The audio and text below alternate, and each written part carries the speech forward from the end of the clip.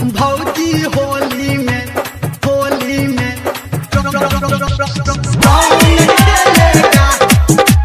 presented by Maithili Babu।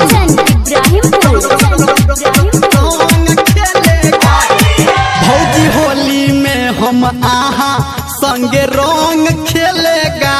भौजी होली में हम आहा संगे रंग खेलेगा। रंग खेलेगा हम रंग खेलेगा। रंग खेलेगा हम रंग खेलेगा। भौजी होली में हम आहा संग में रंग खेलेगा। भौजी होली में हम आहा संग में रंग खेलेगा। भौजी होली में हम आहा संग में भौजी होली में रंग खेलेगा।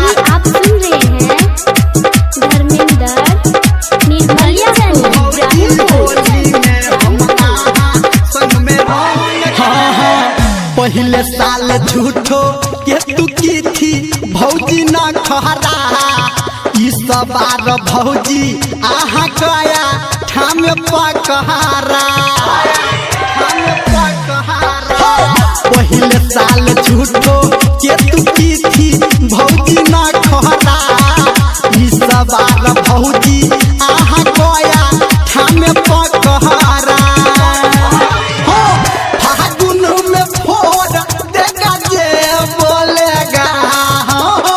फागुन में फोड़ देगा जे बोलेगा। भौजी होली में हम आहा संगे रंग खेलेगा।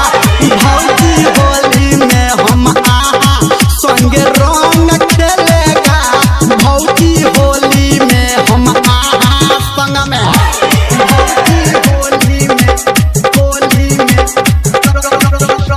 रंग खेलेगा। माँ गायत्री रिकॉर्डिंग स्टूडियो कंचन भौजी होली में हम आहा संग में रंग। हाँ हाँ लाल हक्का पियर का सब लाए हैं पॉकेट में। आ भाभी देवर का प्यार होता है आजू डेट में। ये भौजी लाल हक्का पियर का सब लाए हैं पॉकेट में। आ भाभी देवर का प्यार होता है आजू डेट में।